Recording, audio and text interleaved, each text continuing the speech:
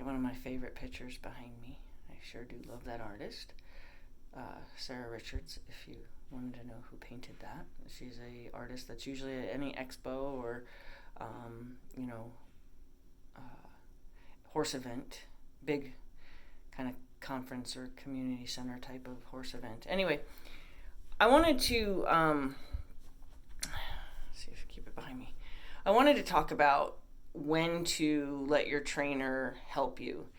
And the reason that I want to touch onto that is because sometimes your determination to accomplish something before getting help can be very damaging to your relationship. If your trainer offers to help your horse, which in turn should help you, because, for example, if there's something I'm asking you to do with your horse, and I know that I could properly explain it to your horse, and therefore when you are working on the tasks or the skills to have the horse do it for you, your horse is a little better equipped to kind of guess his way through it while you learn, so that way he's not completely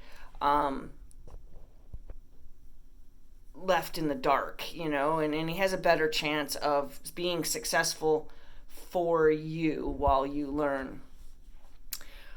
If you get so determined to do it yourself, and although your trainer asks you, you know, would you like me to show him so he has a better idea what we're trying to do, and therefore it would make it easier for you. Some people do want to be part of the training process to the point to where they just won't give the reins. And that kind of is detrimental to the relationship with the horse, because by the time you finally concede and say, fine, you show me, you know, or fine, you do it, or fine, you show him, by that time, you have already done so much damage in the relationship with the horse in this particular day.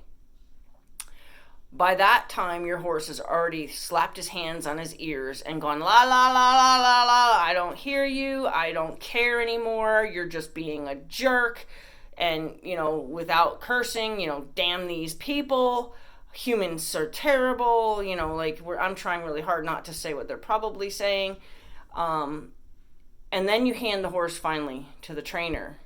Well, now you've already put that horse in such a horrible frame of mind that horse is not in a listening frame of mind. That horse is in a absolute dismiss humans, they suck kind of frame of mind. And now you're wanting your trainer to take a hold of him and make miracles happen. I don't like being put in that position, because what that does for me in the relationship with the horse is now I have to come in and very quickly take up the volume so that I can kind of tell the horse, you know, you got to snap out of your disconnect and listen to me.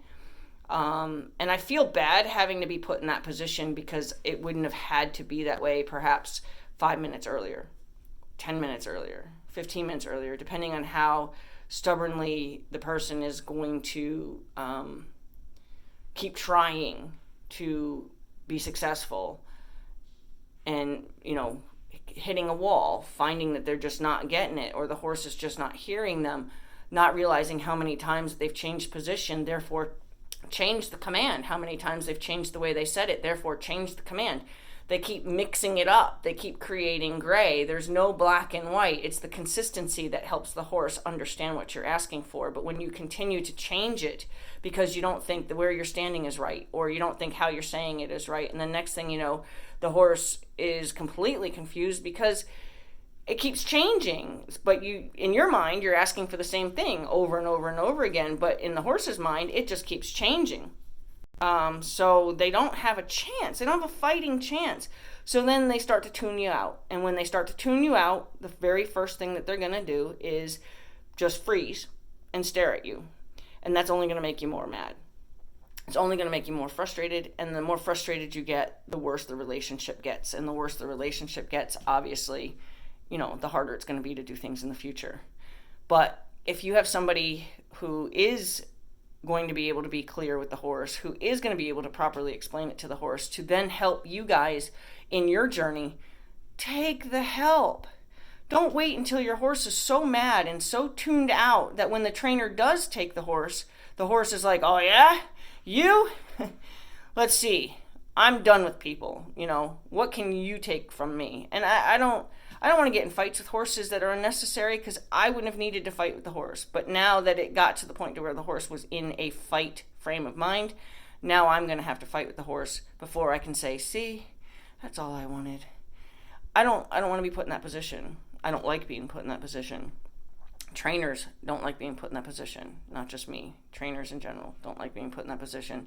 So realize when you're becoming frustrated, when your energy is becoming so intense that it's detrimental to the relationship with the horse, just accept that the horse isn't understanding you, and there might be somebody that can help the horse understand, and therefore you have a better chance of being successful, being proud of yourself, and being able to succeed in your accomplishments. And then everybody's happy. Everybody's happy.